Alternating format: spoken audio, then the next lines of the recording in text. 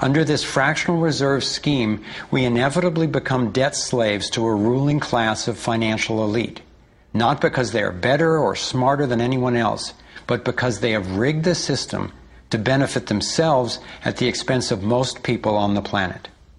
Catherine Austin Fitts is an expert on this issue. She was an Assistant Secretary of Housing and Urban Development under President George Bush Sr., and then an advisor to the Clinton administration. Let's set up a game of Monopoly and you want to buy Park Place. What I can continually do is just print money, give myself more money, lower the value of your money by printing more. No matter how hardworking you are or how successful you are, I can always end up buying you for free. So how come if you or I make up money, it's called counterfeiting, but if the banks do it, it's increasing the money supply? How did the banks get this power? This is Jekyll Island, where in 1910, representatives from the Rockefellers, Rothschilds, Morgans, and other private bankers gathered, secretly, to draft the legislation that would create the Federal Reserve. Ed Griffin literally wrote the book on what happened at Jekyll Island. Central banks are banking cartels which have gone into partnership with the respective governments in the countries where they operate. And they've been given monopolistic power over the creation of the nation's money supply. That's what the politicians handed to them as a gift, you might say, for the partnership. Now, in return, what did the bankers do for the politicians? They promised to create money out of nothing, now that they've got this legal power to do it, anytime the government needs it. And since 2008, we've witnessed the greatest fake money printing run in recorded history. This financial sleight of hand disguises the costs, hides who's to blame, and leaves us as debt slaves working to pay off the bill. I found it revealing that in the same year the Federal Reserve was founded, 1913, the Internal Revenue Service was also established. An income tax was then instigated so you and I would have to pay the politicians' debt plus interest to the bankers. The problem is we have a privately owned central bank system in the United States disguised as a government-owned system. Now, if you look in the telephone book here in the Washington, D.C. area, you look up for Federal Reserve in the blue government pages, it's not there. It's in the white pages right next to Federal Express. It's a privately owned central bank. What is the proper relationship, what should be the proper relationship between a chairman of the Fed and a president of the United States? Well, first of all, the Federal Reserve is an independent agency, and that means basically that there is no other agency of government which can overrule actions that we take. There is no other agency of government which can overrule actions that we take. We have a private bank that prints money on behalf of the Treasury. The Federal Reserve prints money on a debt-based system which creates scarcity. But it puts a group of insiders in a position of having access to all the data about the economy when we don't. So you have a small group of bankers who understand the data on how the money works in the economy, and it gives them the ability to print money in a way that the insiders are protected and everybody else is drained. Catherine went on to compare a healthy economy to a vibrant torus, balanced, freely flowing, and energized throughout, in contrast to what's happening in our current economy. What you have is a system that's very dynamic, and it's trying to optimize. But intertwined in the core of it, you have a tapeworm. The way a tapeworm works in your body is it injects a chemical into your body that makes you crave what's good for the tapeworm and bad for you. You have a parasite that's very much manipulating and engorging itself at the expense of the whole. We live in a tapeworm economy where the financial elite are the tapeworm and they're feeding on us. and they don't like it when people blow their cover. After Catherine began exposing government corruption at the highest levels, the FBI raided her company and seized its assets. She was dragged through the courts for 10 years before being found innocent.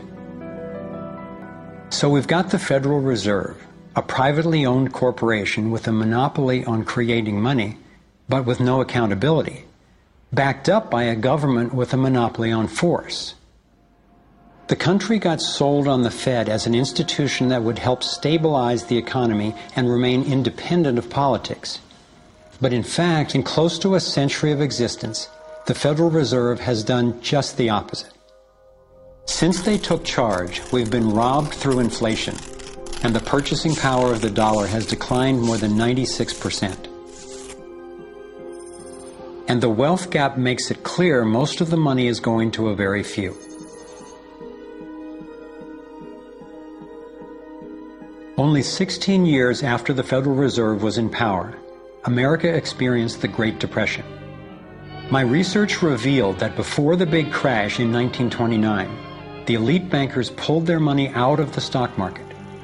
After the crash, they used that money to buy up cheap stocks and smaller failing banks for pennies on the dollar. Among the bankers who consolidated their wealth this way were the Rothschilds, Rockefellers, and Morgans. A similar scenario played out in the 2008 financial collapse, with the same bankers benefiting. In the years leading up to the collapse, the biggest banks, including Bank of America, Citigroup, and Chase, controlled by the Rothschilds, Rockefellers, and Morgans, were bundling and trading bad loans that they knew would eventually fail. It's like putting rotten oranges in a box and selling them as grade AAA. The bundlers of the debt knew it was only a matter of time before someone would open that box and see that the content was worthless, since they were the ones who packed the boxes in the first place. When the rotten oranges, what we hear about as unsound loans, derivatives, and credit default swaps, were finally discovered, everyone was impacted. People lost their homes, their jobs, their businesses, and their retirements. Meanwhile, the biggest banks who created the problem in the first place were the ones who got bailed out. Why's that? Why would the Federal Reserve give trillions to the banks, even though the majority of Americans were against bailing them out? And why not help those most in need rather than the perpetrators of the financial collapse?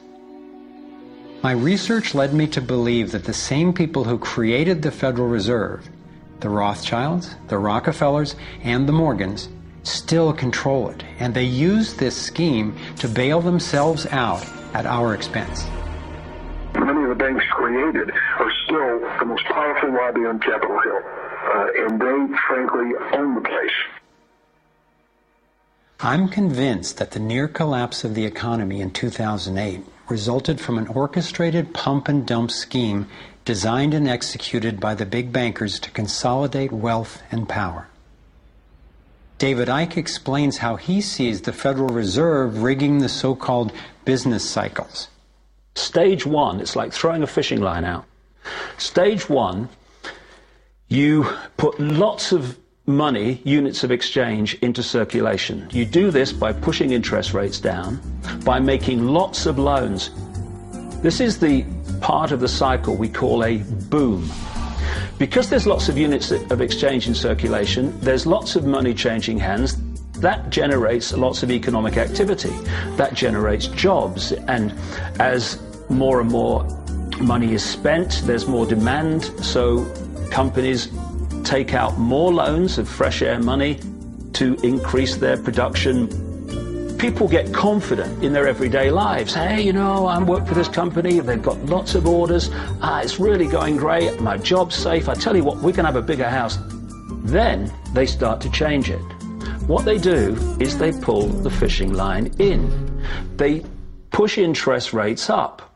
Now, fewer people, are taking out loans, and they make the criteria for having a loan from the bank stronger anyway. And also, now, as interest rates have gone up, a larger part of people's income is going to pay back the extra interest and not being circulated in buying things. Suddenly, there's nothing like as much money in circulation, and therefore, fewer things are being bought.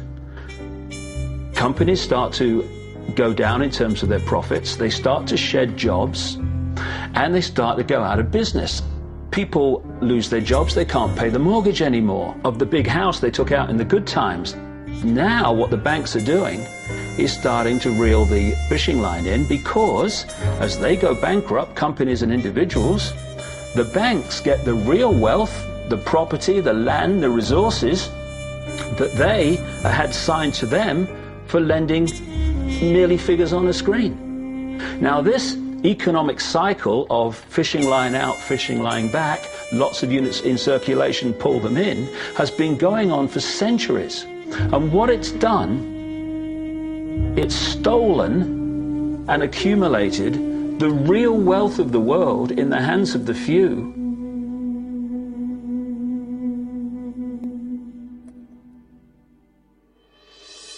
At the international level, central bankers use the World Bank and the International Monetary Fund to make more money while exploiting the resources of countries they lend to, bankrupting them in the process. The central bank of central banks is the Rothschild-created Bank for International Settlements. The elite are positioning themselves to control access to virtually everything we need to survive.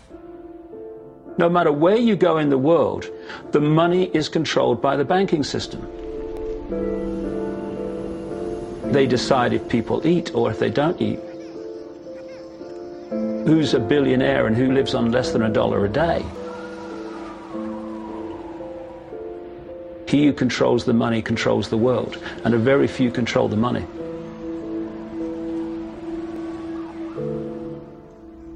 At this point, my view of the world had been turned upside down. I was struggling with the realization that the failure and suffering of so many is actually success and fulfillment for a few. The elite central bankers who fooled the world into letting them create money. They already have vast fortunes, so what is their end game? What is their ultimate agenda?